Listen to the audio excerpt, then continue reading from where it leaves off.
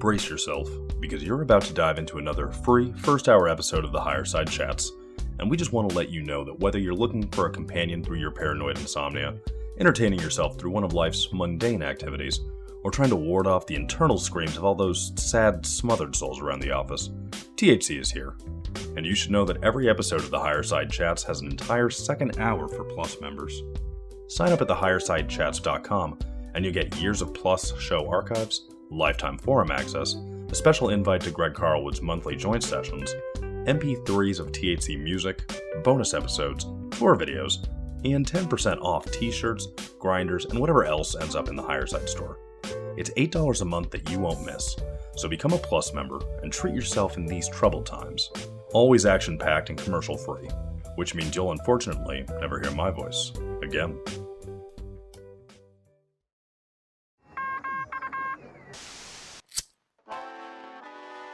In the 1930s, President Franklin Delano Roosevelt addressed the nation through a series of radio broadcasts known as the Fireside Chats. His aim was to reassure the common man that our society would recover from its troubled times. Well, we're far from 1930, and I deal with a different kind of fire.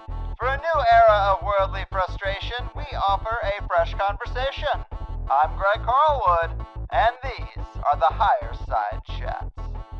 It's the end of the world as we know it, and I feel fine, Higher Side Chatters. From sunny San Diego, I'm Greg Carlwood, and when we hear the wise words the most enlightened and dedicated spiritual gurus of past and present, they often tell us to worry less about the external world, but instead change ourselves internally and expect to see the outside world reflect those changes. But how often over the last year have we stayed glued to a glass screen, following the daily fear porn, or seeking a bright, flashy distraction that also doesn't do much to better ourselves? I know it gets hard when the outside world is closed, and many critics of the lockdowns have stressed that the damage, depression, isolation, and bankruptcy can cause has been completely left out of the equation, and as we can see now, that's no small thing. We talk a lot about exotic healing modalities, shamanism, diet, and holistic medicine, but we don't talk as much about the physical requirements of a well-rounded human or the mental and emotional blocks that stunt our progress or drain our motivation, which are certainly components of our overall health. And in the words of today's guest, health coach and personal development liaison Christian Elliot, health can't be injected, but it can be earned. He's certainly an authority on how to go about it, offering coaching and courses along with his wife Nina that cut through to the core of a lot of our stuckness and include many of the things other health coaches leave out, which you can find at truewholehuman.com. He's also the man behind the bold health and wellness blog Deconstructing Conventional, where he recently made quite a stir over his viral post entitled 18 Reasons I Won't Be Getting a COVID Vaccine. Well, he's speaking my language, so let's do the damn thing. The true whole human health coach, remover of roadblocks, and personal transformation teacher, Christian Elliot. Welcome to the Higher Side. Well, thank you very much. That was quite an intro. I'm flattered. I try, man. And this is going to be a lot of fun. No matter how a person looks at the last year and a half, we've all been affected to some degree. In fact, it's getting a bit cliche to hear that the real COVID-19 is the extra 19 pounds everyone has gained. But whether you're more concerned with the virus or the government overreach, either one can inject more stress into our lives. Many of us had plans derailed and goals put off into the future. And when we stall, it is hard to get moving again. And it seems like your entire coaching model is based around whole human solutions for people who feel like they've tried everything else, can't stick to a routine, and just don't get why it's always one step forward, two steps back. A lot of people feel like this pretty often, but 2020 really kicked it up a notch, and it's kind of rare for everyone to have this big universal factor in their lives. As a bit of an introduction, tell the people about your best advice for coming out of this mess and how your advice is different from what we might hear from a conventional development coach. Oh man, that's a fantastic question. And I'd say there's probably a multifaceted answer to how you handle navigating the strange landscape we find ourselves in. And to me, a lot of it comes back to your personal context. Like, what situation are you in and what factors are influencing your life? Because if you're in a situation where your livelihood's at risk, and probably focusing on that's going to be the most important thing. If you've got bandwidth to go fight some of the battles that this world needs fought, and you have resources to do it, or will to do it, or you've been put in a corner and you don't have any choice but to fight, then how you spend your time and what inputs you let into your life, the things that, you can't control your thoughts. They go where they go, and controlling your thoughts is kind of like trying to control the wind. You're not going to do it. But what you do have control over is the inputs that you have, the things that you spend your time reading and listening to and watching. And the better you are at protecting those ferociously, and so many people, that means checking out of what you call the fear porn, the negativity and the stress and the, for the most part, mainstream media, the narratives they give you, their whole focus of effort is to agitate and aggravate you such that you can't stop watching. And that input of a drip of fear and anxiety constantly in your life cannot help but form the thoughts you think. So part of the success you'll find becoming and feeling more centered and learning which battles to fight and where to put your energy and how much time you have to spend fighting for your family versus your job versus whatever other extracurricular battle you might fight comes back to, do you have an ability to stay centered emotionally, to answer some of those questions about what's really worth your time in a way that isn't arrested with the constant inputs of media and social media, and actually focused on some things that are positive and on what you can control and on stringing together small wins so that you can feel like there's a sense of hope and purpose in your life again. Well said. And for people who might be thinking, oh, great, another health coach, another positive person telling me I can do it, when they really just don't know how difficult it's been for me. What do you think it is about your approach that people who have maybe tried 6 or 7 other things, signed up for several gym memberships they never used, what would you do differently to get them on the right track that other health coaches are missing? Great question. So I think, if you zoom out on the landscape of health, or what we call healthcare, and I broaden that to not just conventional allopathic care, but to alternative and restorative healthcare, so much of both of those worlds, and the natural and the conventional, are still focused on symptoms, is what I found. And as much as us in the natural world like to think we're not kind of just reacting to symptoms, for the most part we are. You have symptom, you treat symptom with a drug. You have symptom, you treat symptom with supplements. And it's still largely a reactionary focus on a problem rather than saying, how do we go upstream and find the roots of this problem? So what we've learned kind of through the School of Hard Knocks over the years is that, yes, we can have the best health information and a very deep toolkit or understanding of the levers you can pull related to physiology and the habits that we all must practice.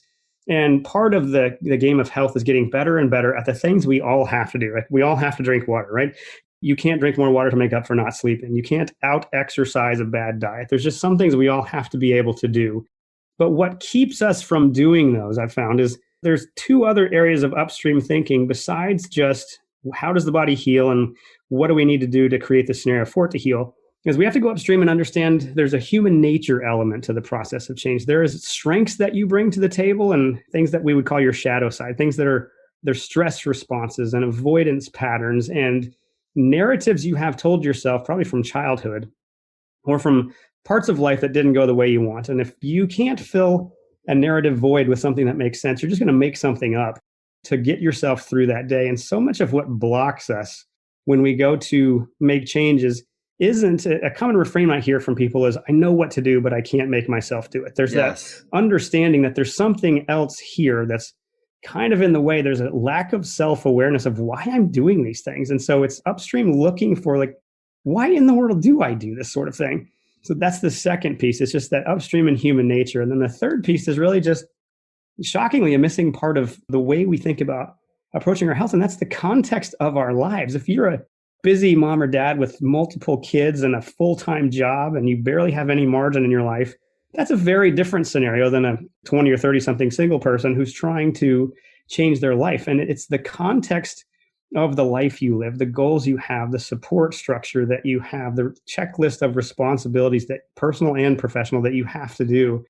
And there's a calculus that says, well, how much time does it take to be healthy? And what would that look like in this real life? There are very few options I know of where they'd even tip their hat to that reality. Every marketing campaign you see is built around the idea of every single person should do this one thing and this will make all of you better. And nothing works that way. And largely the reason it doesn't is because we've ignored the second and third piece of upstream thinking. That's human nature. And that's the context of the life and the history and the support that someone does or doesn't have, and all the moving parts of the responsibilities they have. If you can get good at building a plan around all three of those, and it takes longer, it's slow down to speed up thinking. But when you step back and you weigh those, that's a very different way to approach health goals. Mm-hmm. Well said. I like it. And to back up a bit to your own story, because I find it is always easier to take the advice of people who are successful with something I wish I was successful with now, but have struggled. This template is pretty common around here, to hear that our health-centric guests tend to have had a problem that Western medicine couldn't really fix, and only when they truly explored the alternative health world did they find what they were looking for. And that is an element of your story too, isn't it? That's correct, yes. Back in early 2000s, I was just recently married. I was 27, and I thought, shoot, my healthiest days may be behind me here. And I had a degenerative joint condition. I had an immune system that was letting me get sick multiple times a year, and thinking, geez, I'm 27. What is this going to be like when I'm 50? And so I had been to a half dozen different medical doctors trying to figure out kind of the roots of what's going on. And what you bump into is it's 5-10 minutes of half listening and a pill. And, if that doesn't work, we can maybe do surgery, or we can do a cortisone injection. And even they know, like, these are not good options for somebody your age. But that's pretty much the extent of the toolkit. So I had to look outside that, and, had the good fortune to find a group of chiropractors who really just turned my understanding of health upside down, who healed me in a matter of months, or set me on a journey to continue my healing. And in that process of exploring so many things I did not know about health, I just became insatiably curious, like, how many other life-changing modalities are out there that I'm completely clueless about? And so you're right, it is a fairly common story to say I kind of went through what I could find that medicine could offer me, and finally just got outside that realm and started putting enough of the pieces together. And sure enough, the body's way more capable than we tend to give it credit for. Yes, it's a beautiful thing, as are the alternative health rabbit holes that never seem to end. And hearing from someone who is in the kind of shape you're in now, but has dealt with issues that sound more severe than anything most people out there will have dealt with, that should be motivating. My joints aren't deteriorating, I should be thankful and get out there and make moves. Many of us, and I'm guilty of it, have established a pattern of laziness or have never stuck with anything enough to cultivate strength. But I would think the position you came from might be context that would help jumpstart at least some of us out there. Well, thank you. I'm glad to hear that. And you're right. So much of our ability or will to change comes from having a frame of reference of somebody who's not too dissimilar from us, that has strived and overcame some of the problems we did. And the more we bump into people like that, the more it gives us a story in our mind to say, well, shoot, if they can do it, why couldn't I do it? So I'm glad you found that helpful. Yeah, man. Why do you think it is that chiropractors are so turned on? I mean, as a profession, they seem to be more tuned into the alternative world than other modalities that seem somewhat conventional. And someone who's just adjusting backs, I don't know, it's weird how deep down the alternative rabbit hole a lot of chiropractors seem to go. Well, yeah, and I think there's definitely breadth of competency or skill set from chiropractors, or any health profession for that matter. But I think one thing that perhaps tends to steer them to be more holistic is just they've found a modality similar to several other ones you could try, where it's quantifiable the difference it makes. And what they recognize that they're doing is they're just empowering the body to work better. And the better they get at that craft, the more they recognize how capable the body is, and the more open-minded they are that there are other ways that the body has that it can heal, or different ways that it can communicate the symptoms to you and provide actionable information if you know how to ask it. And so they're typically lifelong studiers of many different ways that the body heals, and they bring their hands-on skill set of manipulation to a highly developed sense of touch and an empathy and in so many other different ways that tend to make them quite good the longer they stick with it. Fair enough. It's definitely a trend I've noticed around here that people search for answers, they find a chiropractor, and then they find those answers. It's strange. And let's talk about that 18 reasons you won't be getting a COVID vaccine shot post. Very well written, methodical, brave, and it covers the exact reasons we've been talking about around here. It's funny because when I search your name now, the search engine autofill suggestion is 18 reasons. So I get the sense that this has circulated quite a bit. It's how I found you. But has this gotten a noticeable amount of attention, both positive and negative, I assume?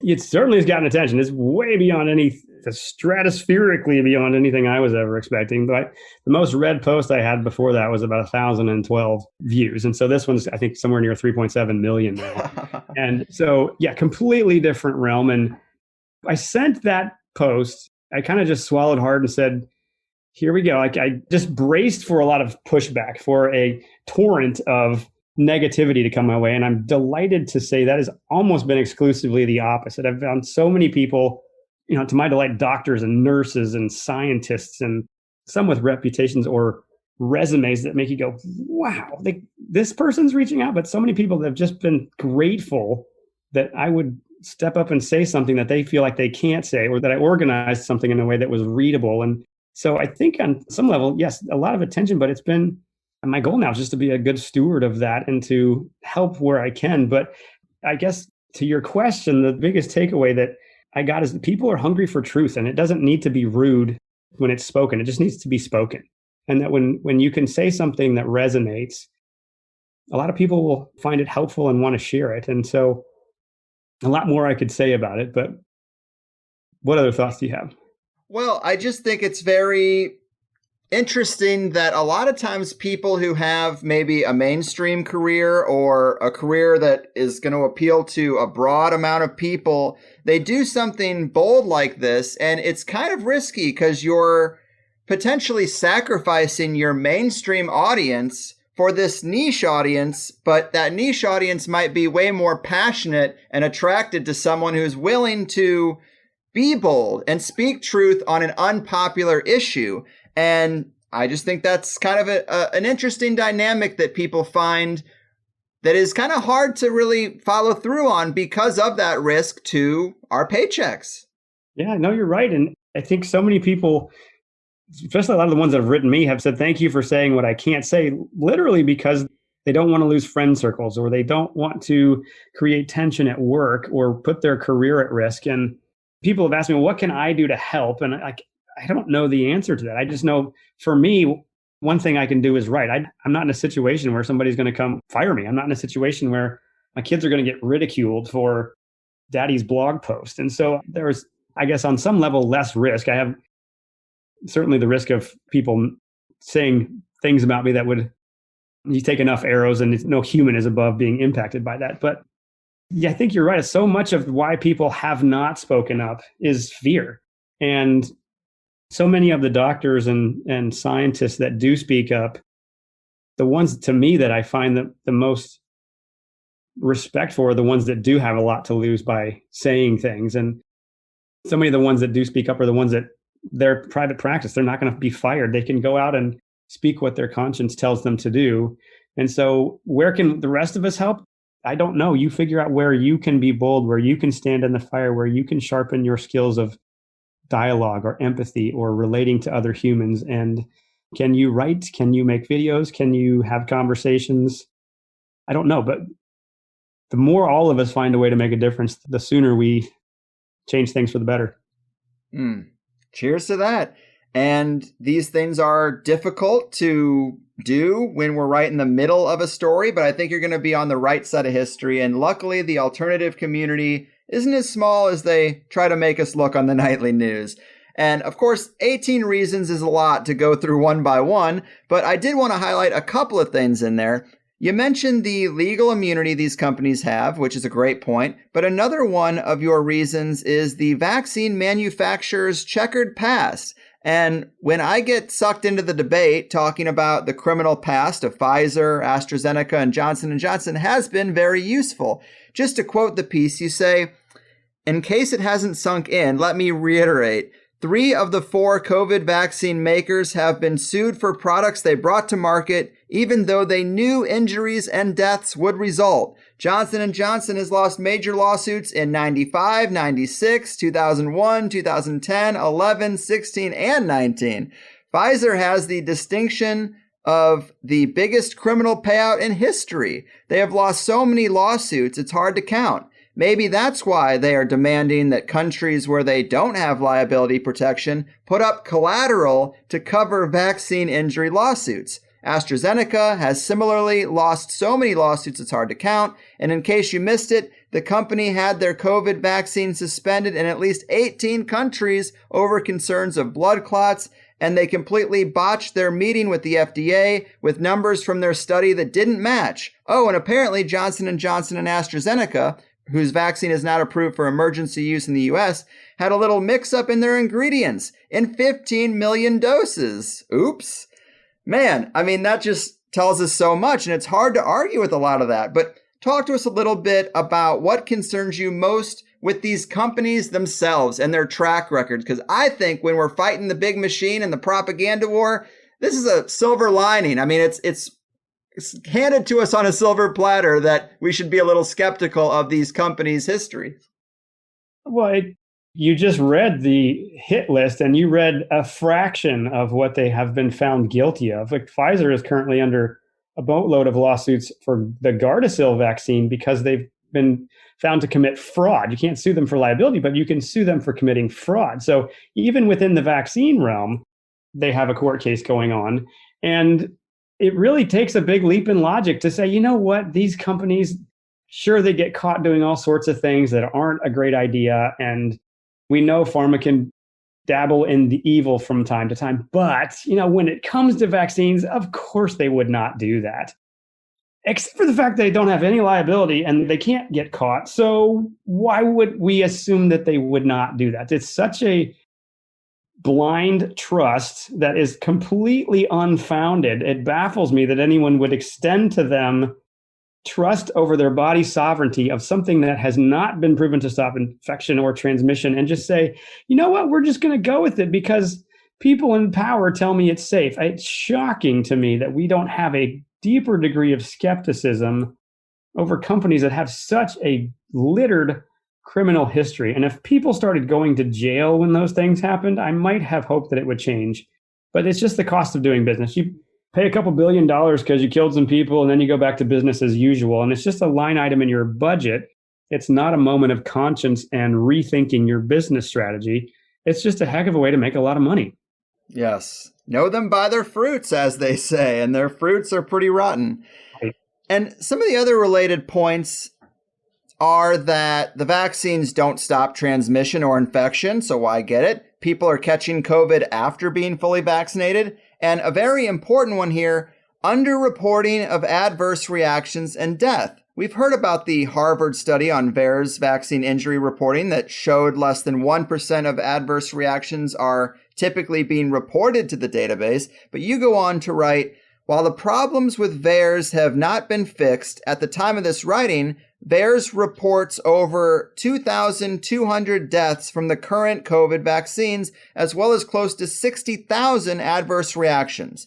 VAERS data released today shows 50,861 reports of adverse events following COVID vaccines, including 2,249 deaths and 7,726 serious injuries between December of 2020 and March of 2021. And those numbers don't include what is currently 578 cases of Bell's palsy. If those numbers are still only 1% of the total adverse reactions, you can do the math, but that equates to somewhere around 110,000 to 220,000 deaths from the vaccine to date, and a ridiculous number of adverse reactions. Bet you didn't see that on the news. Well, touche, man. Again, great points. I wasn't even aware of the Bell's palsy issue at all. Are there other concerning things you've seen in terms of vaccine injury in the week since making this post? Oh man, so many. And it's disheartening how much is hidden in the news or not talked about. The death number is over 4,000 now, just to make that a little more current.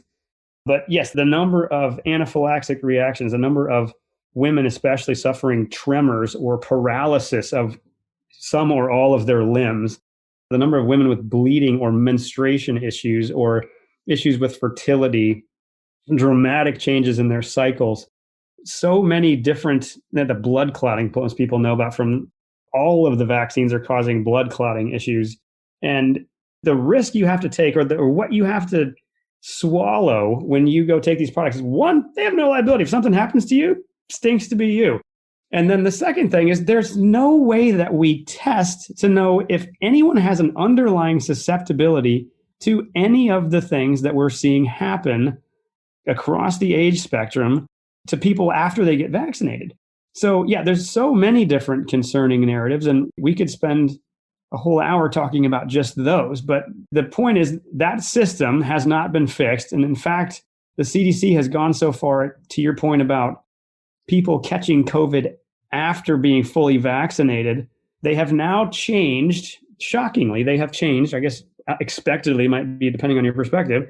Anybody that gets a breakthrough case, meaning you catch COVID after being fully vaccinated, they stop counting those unless you have a hospitalization or a death. So if you think about the sickness that is that change in policy, we were so fixated for so long on asymptomatic carriers. Anybody that's asymptomatic, so you can't feel that you're sick, but somehow you have it and you could spread it to other people.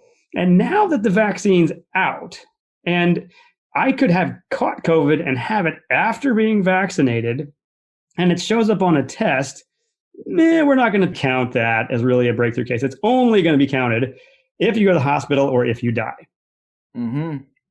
Yeah, they shift the data and the numbers every which way they can. And the other day, it was actually a trend on Twitter that anti-vaxxers were filling up VAERS with false reports of vaccine injury and urged everyone to remember that VAERS reports are unverified. And I got pretty worked up because how about instead of this vague damage control, you follow up on these reports and either verify them or charge people with a crime of false reporting to a government agency? This is serious business, and they like to pretend to be data-based, but that is not data, just to dismiss these people that are trying to get the word out that, hey, this thing screwed me up.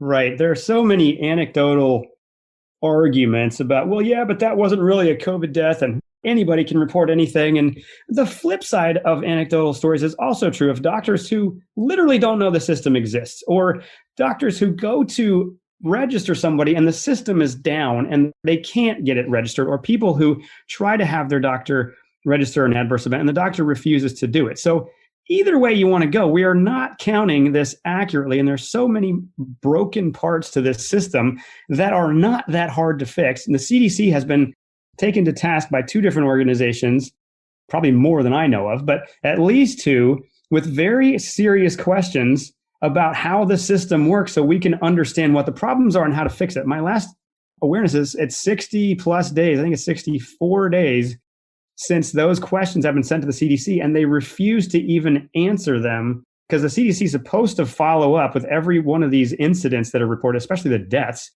And we have no evidence that they're actually even doing it to know if the deaths are accurate or where they're coming from or how to clean up the system. They seem to have no interest whatsoever in helping us find accurate numbers.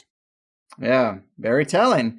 And you mentioned the menstruation issues, and I'm usually hearing that now in conjunction with this thread about shedding from vaccinated people. And I don't know how to feel about it because I think the model that supports something like shedding is kind of flawed at a base level. But some people like Dr. Tenpenny and Dr. Northrup are seeing reports of odd behavior with women's cycles. Apparently unvaccinated women who have gone through menopause started cycling again after being around vaccinated family members. Women who are on period blocking birth control, like the NuvaRing and that kind of stuff, they're having cycles anyway.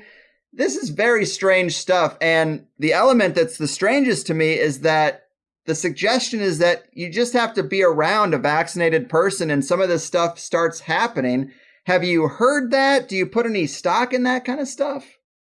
I have heard that. And I think from what we know, there's a Pfizer document. I believe it's page, I want to say 6 of this document. We'll find it if listeners want it. But Pfizer, in their own document they submitted, talk about the idea of inhalation or skin contact as a possible way that this virus can be shed. And they say the incidence of this are low.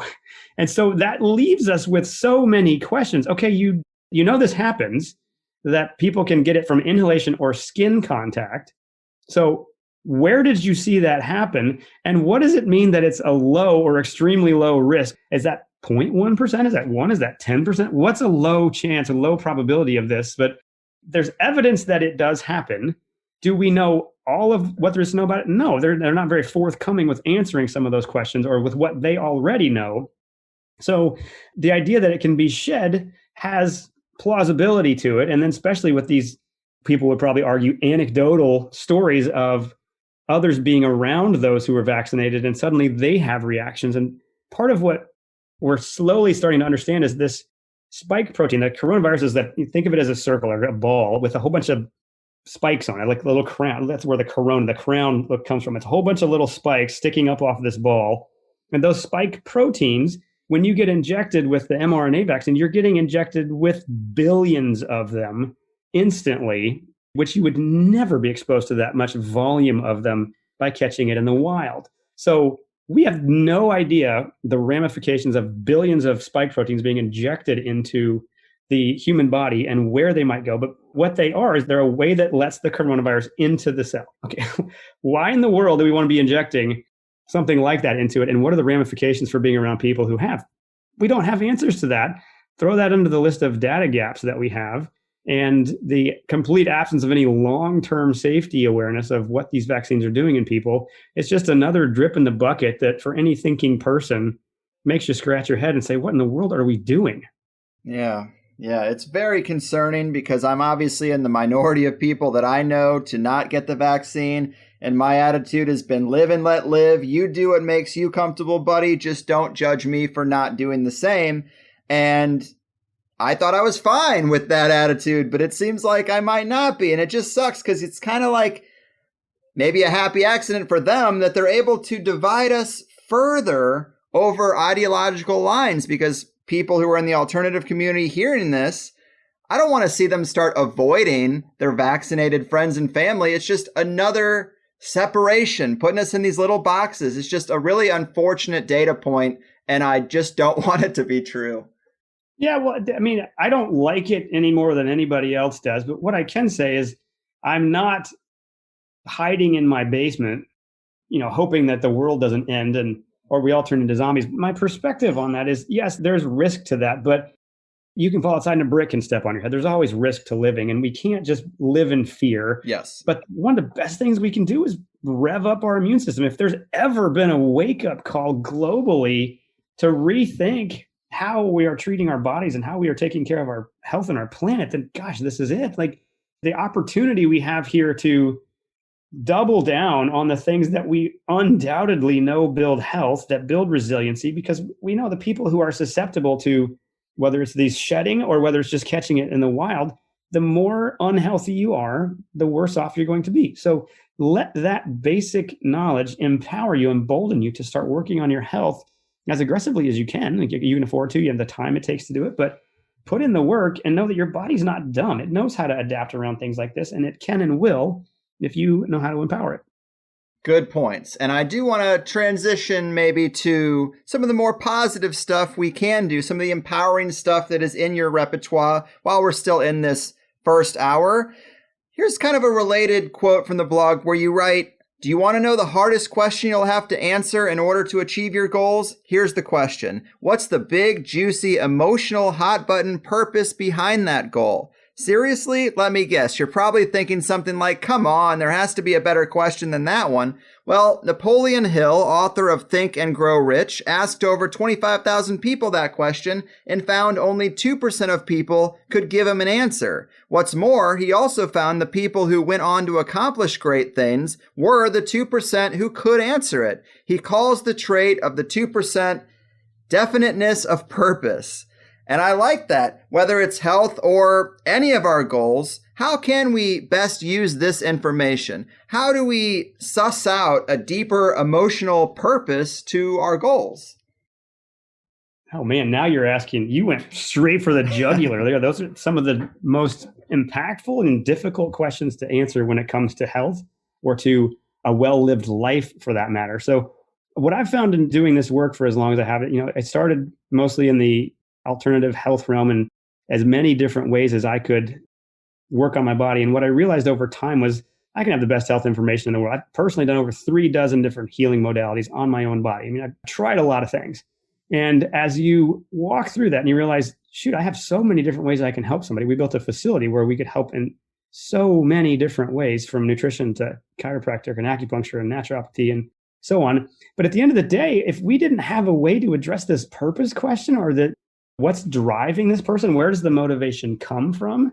Our results that typically aren't going to be any better than anything else you might try. And what's been interesting for me since this blog post went out is the volume of people who've come in for a consultation or who become clients who have resonated so deeply with this idea of feeling like they're kind of floundering a little bit, feeling like they're almost rudderless, like they need something to sink their teeth into, because we humans are predictable. If we don't feel like what we do matters, if we can't sink our teeth into a sense of purpose, if we just feel like we're taking up space, we become very unmotivated very quickly. And so the flip side of that is the more you can answer those questions, the easier it gets to stay full of vigor and to practice the health habits that are part of that well-lived life you want. So that's a long way to get to the answering the question. But the point is, if you will take the time, if you will create the space to say, yeah, why? Like, why does it matter?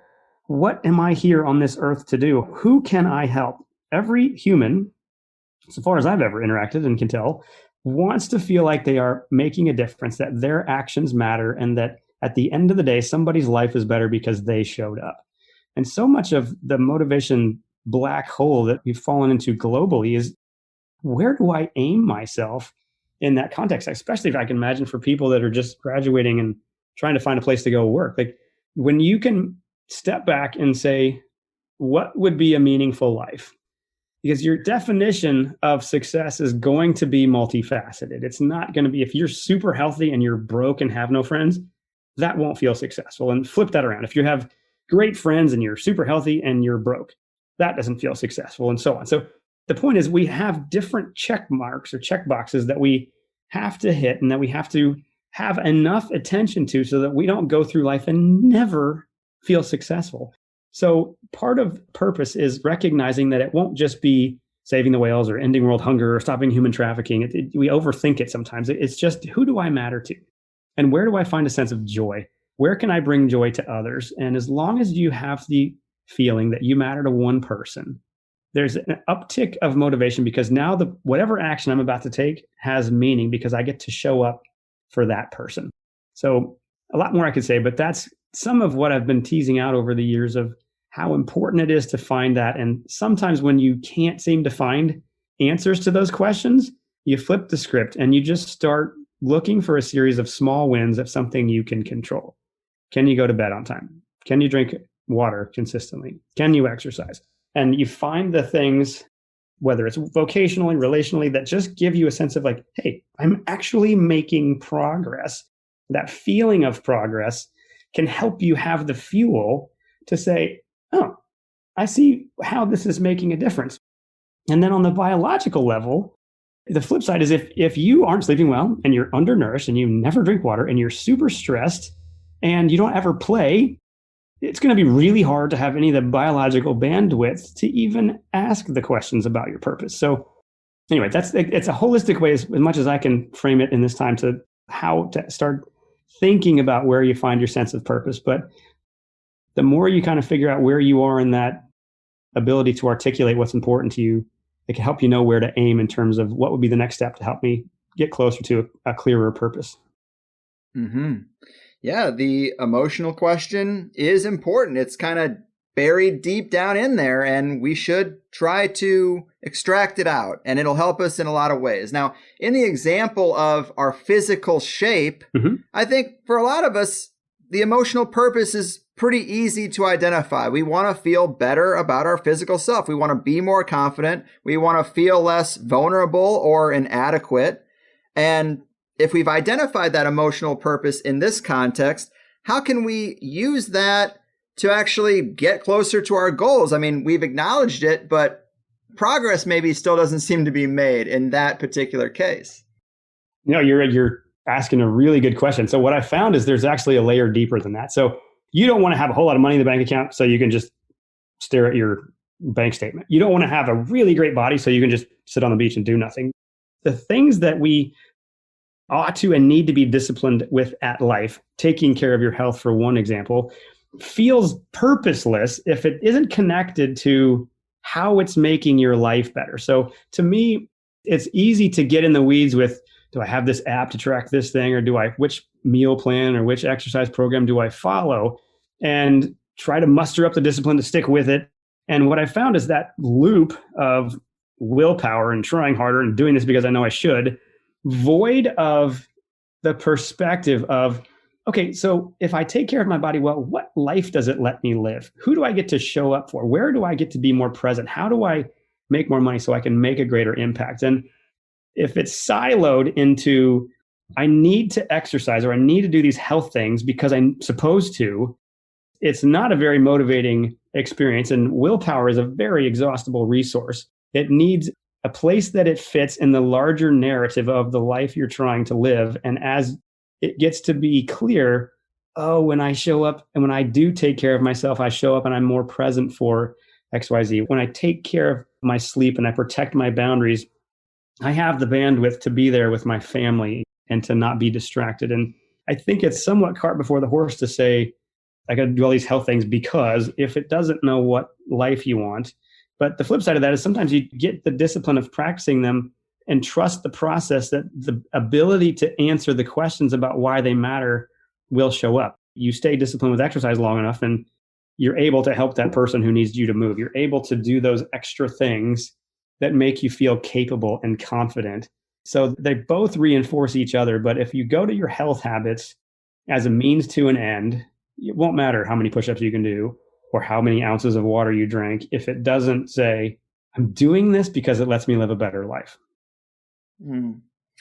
That does make sense. And I don't really like to make this show about me. I like it to be a lot broader, but in my case, I am very fortunate in pretty much every category: income and career, love and relationship, social life, geographical location, pretty much 10 out of 10, almost no room for improvement, except my biggest problem is, which is probably shared by a lot of people, is that I can eat right, I can get sunlight, I can do a lot of these things that promote good internal health, but when it comes to physical exercise, I've neglected it for so long that my muscles are just weak. I can do 25, maybe 30 push-ups, but I can't seem to be able to do any more. And I certainly can't seem to stack any other exercise on top of that. So I'm done in like 5 minutes. I go through this mental turmoil to actually get down and do push-ups, and I'm done in less than 5 minutes. And I constantly just feel defeated and frustrated by my physical weakness and lack of ability to push through, when I know they say that it's mostly mental. Maybe I don't have enough heart. Help me out here. Well, no, one, you're not weird, but two, there's different levels at which to think about the puzzle that you just articulated. Academically, you send to the idea that, yeah, the more I can exercise, the better I take care of myself in this context with going to the gym or movement or whatever way you're framing the way you exercise, the better life gets and the better you look in clothes and so on and so forth. But part of, I think, where so much of the disconnect we experience when it comes to quote unquote exercise is cultural. It's the stories we have heard, the frame of reference for you do this and in 30 days you're going to have this result. And usually that's the outlier story. It's not the typical path. So there's a framing element to, okay, why would I want to be able to move or do these things? And it sounds like from hearing you talk about life, there's no element where you being physically incapable is currently hurting your chances of success anywhere else. And so the Yes. more that you fast forward into the future where you see, gosh, if I don't get back in front of this is not going somewhere pretty. Humans change for one of two reasons: inspiration or desperation. Hopefully we don't have to get to the desperation part, but some of it is likely the way you have framed your expectations around what it can do for you, or around how long it should take, or how long you're supposed to do something, 5 minutes versus an hour versus which exercises. And if you don't have an athletic background, or you haven't grown up exercising or going to the gym, then as an adult, it's kind of like trying to learn to ride a bike. It's this, like it feels more laborious. You don't have a childhood memory of pushing yourself and exertion and having that pay off when you're playing as part of a team, for example. Or another way to think about it is think back to when you were a kid. I guarantee you did something that people would call exercise, and you had a giant smile on your face and you were loving it. And so much of finding joy with exercise is broadening it to think in terms of movement, not just structured time dedicated to practicing something, but just going out and enjoying feeling alive in your body and exerting yourself and getting a little bit winded and looking far, or being with people and reconceiving what you think of as an active life.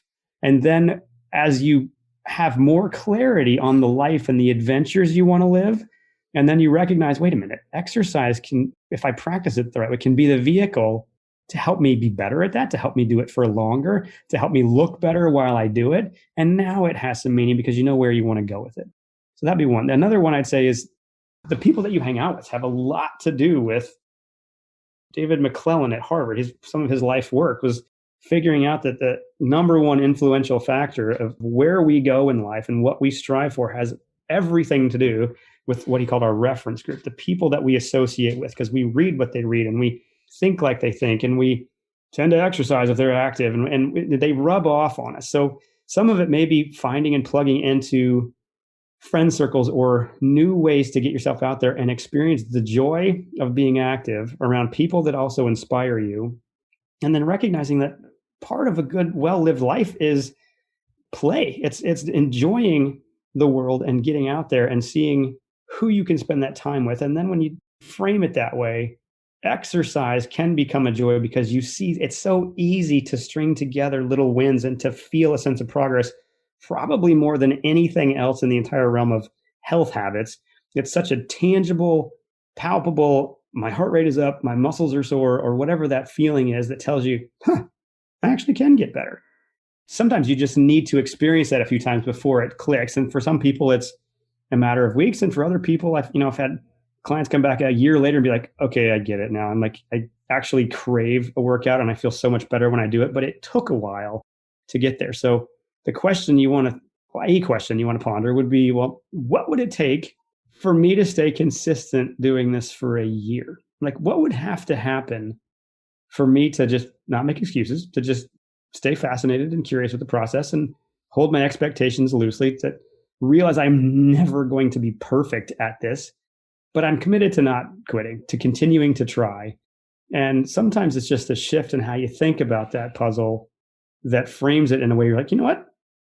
I can start that journey. I can try to string together a number of days or weeks with check marks and just see where it goes and become fascinated with the process and looking for ways that exercise enriches your life, and you'll find them.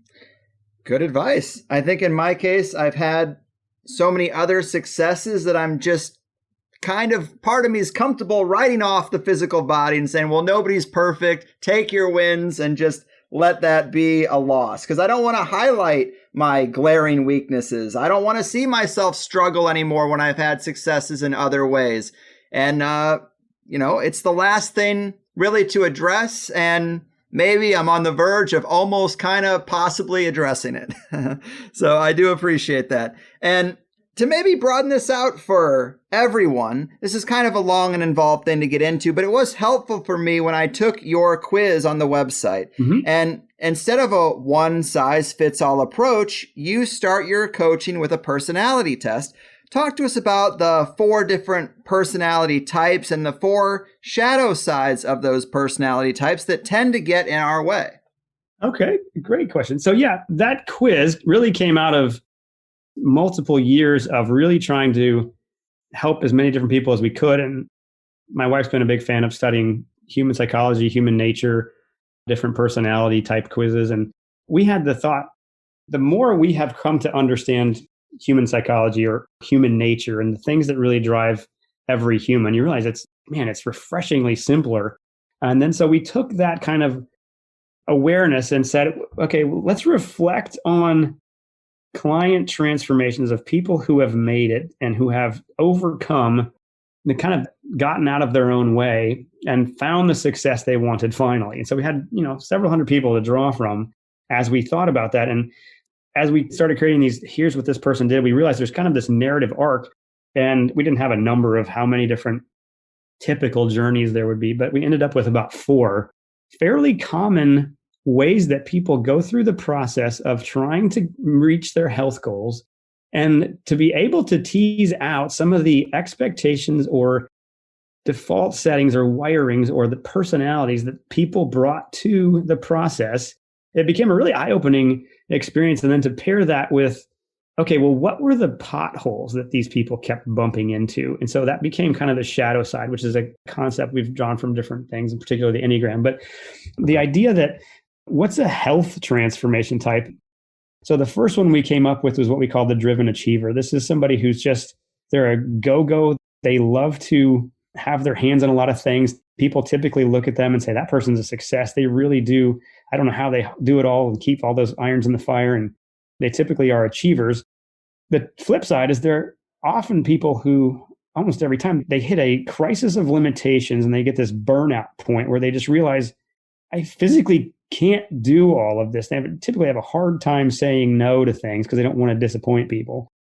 And so I'm going to go exercise, and I'm going to take on my diet, and I'm going to sleep better, and I'm going to start this on Monday. And they just overwhelm their lives with change, and they'll make some good initial progress. And then the reality of, I still have a job, and I still have a family, or I still have other responsibilities, or I don't feel like it right now, hits them. And that crisis of limitation or that burnout, fear of disappointing people, nudges them to keep going until they just physically can't. So that was the first one we came up with. The second one that we identified was what we call the methodical strategist. So this is somebody who just really wants to change, and they look at this process of getting healthier, and they're super analytical with it. They really want to know all the moving parts. They have to understand everything. They're not going to go on trust as much until you educate them. And so they step back and they plot out all the details, and they typically have Excel charts or grocery lists or just whatever different way they have learned to organize information and create a methodical plan. And so they often have some of the most enduring success because they have taken such a systematic approach to bettering their health. But what happens often with a personality type like that is it's constantly getting ready to get ready. And it's ready, aim. I'm still aiming. I'm going to eventually pull the trigger here. And they're so shy sometimes to just take bold action and do something and trust the process that they constantly trip over this analysis paralysis, and then don't actually, you delay that long enough and it feels like, what's the point? And so they just kind of fall off the wagon until they're ready to really get back in and analyze why it didn't work last time and start the process over. So that was the second one. The third one that we came up with was what we called the social go-getter. And so this is that personality type who is just, as you can imagine, typically extroverted. They're highly social. They like the energy of being around other people and being part of a tribe and committing to this whatever number of days challenge, and they're going to do it. And they love it for the comments they get and the accolades. And the challenge with that type of personality, as you can imagine, is that if the accolades slow down, or if it's not as fun, or if a few people fall off and the element of newness kind of wears off, then they kind of get deflated and tend to lose their motivation. And so they're kind of just wait for that next other external thing to rally them, to make them want to do it, rather than dig a little bit deeper and say, like, why do I want to do this for me? And how would I be consistent with it for myself?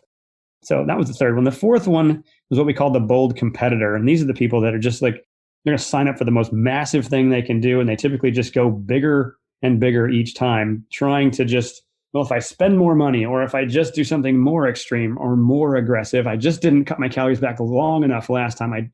Maybe I should, if it's finally time to do that surgery or that whatever thing, they just go bigger and bigger, and they just pick up a bazooka and they fire it in a general direction. Of course, they hit something, but did that do the job? Okay, now, and then just pick up another round and fire another one. And they could use a little more methodical strategist is kind of the way to think about it. They could use a little more calculation of, wait a minute, how much capacity do I really have? And if I fire this entire magazine in this direction, am I even aiming the right way? Or have I soberly evaluated the options in front of me such that I know what I'm doing? Yes, it's bold, but is it too big? Or maybe I could have bold in phases. And so there's different ways that they trip over themselves. They often tend to be people who just can be kind of a bull in the china shop with others. They're so bold and they don't get why other people won't be bold. And so they can kind of end up later in life just, feeling like they don't have as many friends as they want because they hadn't learned to slow down and be a little more methodical, a little more empathetic. So those are different people fit in different ones. Sometimes people take that quiz and like, oh my gosh, you was like you were reading my diary. How did you know that about me? And other people will take it and they'll think, yeah, I kind of feel like I'm a blend of these two. And interestingly, we found that whatever one sounds the least like you often has the biggest opportunity to create some wins, because you could just use a little bit more of a strength you don't have and learning how to cultivate it, how to get outside your comfort zone, or for a bold competitor, how to slow down and not just go. I'm going to exercise 5 times this week and I'm going to do this. And no, you're not. You're going to burn out in 2 weeks and then it's over. So it's a fun way to begin framing somebody's journey through transforming their health, because there's no one way it goes. But the ancient Greek phrase, know thyself, the idea that you step back and say, why do I do some of the things I do? And what patterns have I been in? If you can start out your next journey to better your health with questions like that, we found it sets you up for success so much more deeply. And, the feedback we get from clients is it's laughable sometimes. They're, oh yeah, I lost a bunch of weight. I feel better. My energy's great. And my joints don't hurt anymore. But let me tell you how much better I know myself. I totally life is so much better. And it's just because we don't skip the human nature, the part of them that's unique in that equation. And there's such a windfall emotionally when you don't make as many harsh judgments about yourself. You just step back and you say, I wonder why I make those choices. It seems to be a great place to start. Yes, that's a great breakdown. And hopefully one of those or a couple of them resonated with the individuals out there. I personally, when I took the test, I got methodical strategist, which makes a lot of sense. I'm always like, work smarter, not harder. And I'm always trying to find the most efficient way to get into exercise, most bang for the buck before I actually do anything. And then I never get to the doing something stage. I'll write out workout routines and write myself a detailed breakdown of what I should be doing and try to tweak it to get it just right. And then that's basically where it ends. But I also have a healthy dose of social go-getter because I fill all my extra time with social interactions, which usually include beer or a Keef-covered blunt or something like that. And I never get to those lists or schedules. I'm just too busy. Hanging out always has to come first. Convenient. Yep. I'm glad you got some clarity in ways to understand just a little bit better. And the more you just keep exploring those, just be curious and fascinated. The more you can replace any frustration with the genuine emotion of fascination, it just unlocks an ability to be introspective that's disarming and helps you really get to the heart of the matter a lot quicker. Mm-hmm. Mm-hmm. And man, this is just really awesome, really motivating. And I'm always saying that if we're going to have all these minority opinions and walk this alternative path, then we should be examples to the world as to how these worldviews serve us. We want a strong counterculture that actually looks like it yields better results than the conventional path. So we got to, we got to walk the walk, as they say.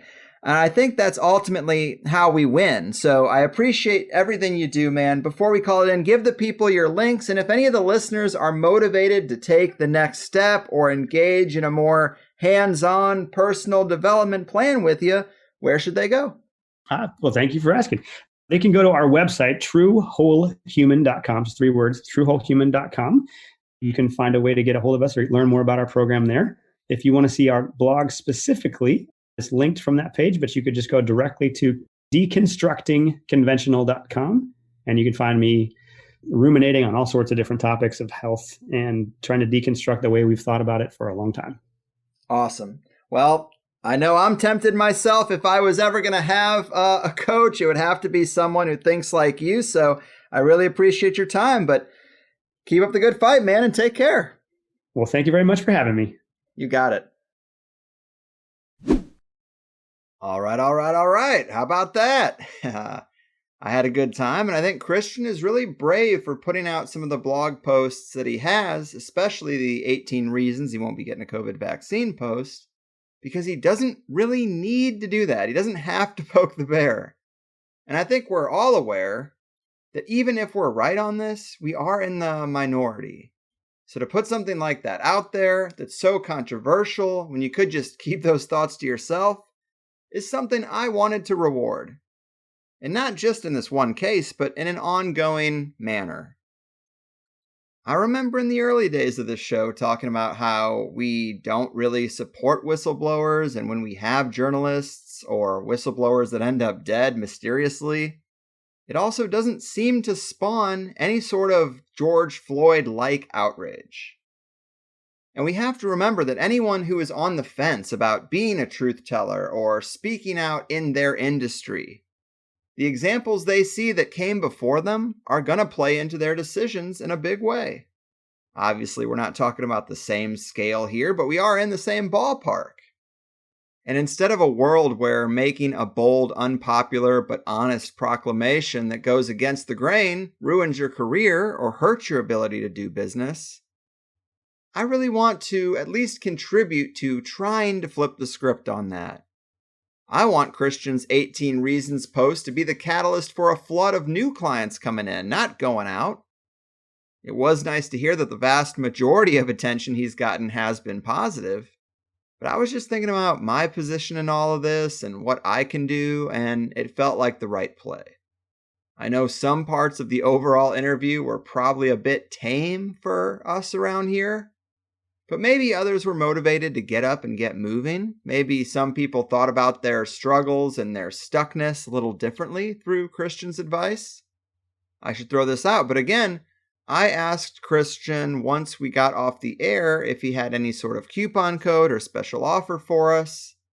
And I really need to start asking this sort of stuff way sooner and putting it at the beginning of the show when it applies, but he actually said that there's no need for a coupon code really, because anyone who feels motivated by this can call and get a free consultation from him already.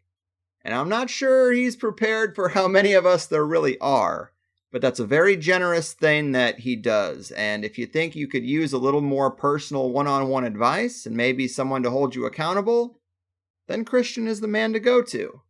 If I was going to get any sort of personal trainer, it would have to be someone who sees general health the way I do, a bioterrain-based approach that folds in mental and emotional stresses that keep us blocked. And he actually kind of has a magical approach to goal setting and intention, actually, which I also appreciate. I just have this idea in my head of us being the real super soldiers when it's all said and done.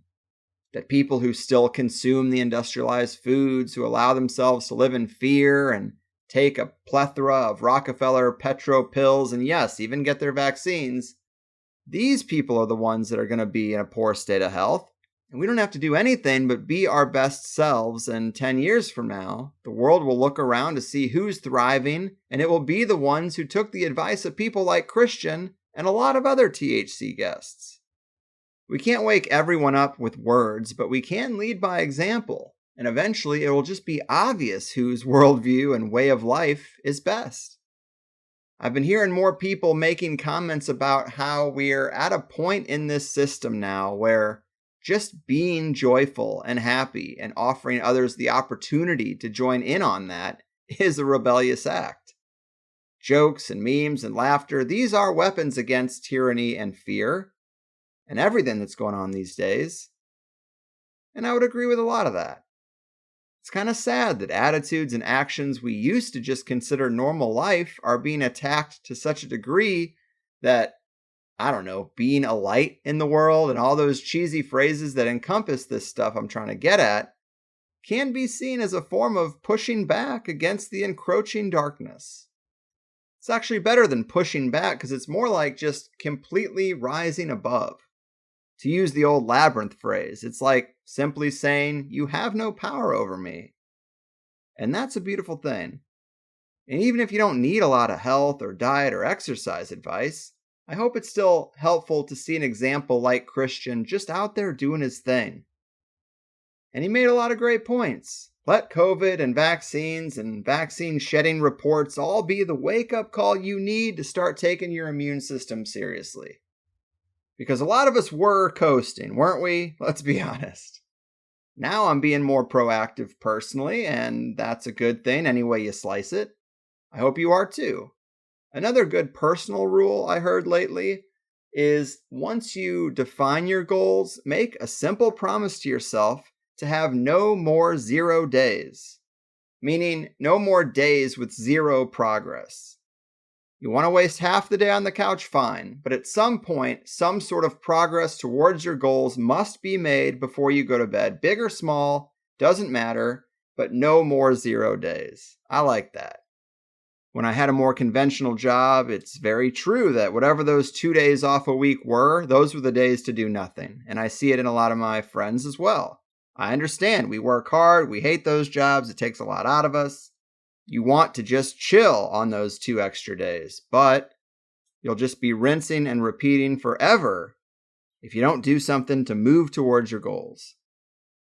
Also, I have some seemingly very good vaccine-related interviews peppered in, which will contain new news, but I hadn't yet been able to have someone here to talk to about the shedding story, because it is in the conspirasphere, and I like to at least be able to mention threads as they emerge. I don't think we need to do 2 hours on the vaccine shedding story, but if I have guests who have following the vaccine saga as part of their repertoire, then I'm able to add these little things to the conversation.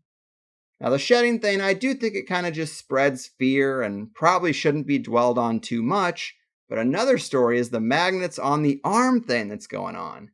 I thought it was a joke until Del Bigtree covered it on the high wire. But many people who just recently had a COVID-19 vaccine can get a magnet to stick on the injection site. Pretty wild. I'm also hearing more serious stories about enlarging hearts because of the vaccine, which is scary. I'm hearing the spike protein in the vaccine can be toxic and cross the blood-brain barrier and cause neurological issues. I've even heard a recent story of a vaccine-injured person being offered $10,000 to sign a non-disclosure because they don't want any bad stories coming out. So, it's really what we've said all along, and hearing a lot of these confirmations is bittersweet. It's nice to know we were on the correct side of an issue, being in such a minority position, but part of me feels like, what's the point? Nobody is still undecided on this, and what's done is done.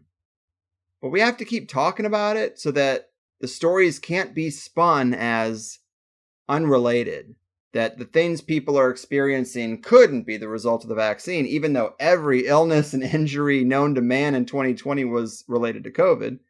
We have to keep talking about these negative effects some people are dealing with, not because we didn't see it coming, but because the mainstream media won't talk about it and is actively trying to suppress it in a lot of cases. I know I get sick of hearing about it sometimes, but I still think we can do both. We can dedicate some conversations to following those threads and giving updates when it's necessary, and also leave plenty of room for the electric universe and the occult and multidimensional entities and everything else we want to talk about. And a big focus of my guest selection lately is looking for people who will be the leaders, or at least thought leaders, and inspiring voices in the new world. I think we're going to be more than fine, and we could all use inspiration and examples of how other people are navigating these times as well. And I hope it rubs off on me as much as it does you guys. But that's it. Feel free to take Christian up on his one-on-one counseling offer. Please don't completely waste his time. If you call, at least have it in your head that you might consider going beyond that initial stage. I'm starting to hear from guests who have been on the show that a THC audience response can be a bit overwhelming. And, hey, sorry, not sorry, But you guys get it. Check out True Whole Human if you want to do that, and tell them I sent you. Of course, every THC episode has a second hour for Plus members. Sign up at thehighersidechats.com. In today's second hour, we talked about Christian's terrain theory thoughts and the virome, wrestling with that story about COVID long haul symptoms, considering that your health problems could actually be digestion problems, probiotics 101, hormone leveling, debunking the calories in, calories out myth, homeschooling 5 children in Christian's household, raising unvaccinated kids and his experience, as well as Western medicine and how it's very similar to the motif of the Wizard of Oz. Hope you had a good time. Enjoy the day. I think May's been a pretty great month for us. Dr. Bear Lando, George Wiseman, John Michael Greer, Wal Thornhill, and Christian Elliot. Each with a full extra hour if you're not a Plus member. That is a lot to miss, but hey, I've done all I can, and it's a lineup I'm proud of. Let's see if I can keep it up. But for now, I'm getting out of here. I've done my part. Your move, stress producers, health reducers, and industrialized systems, sucker seducers. Your fucking move.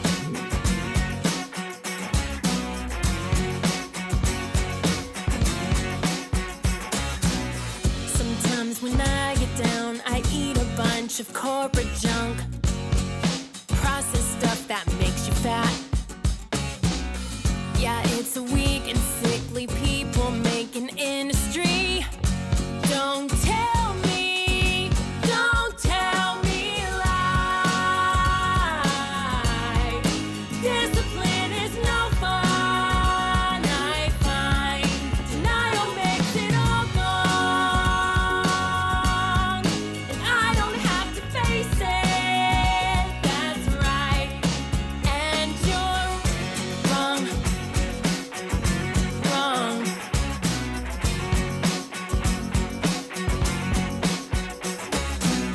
Got an addiction to the digital technology, and every now and then I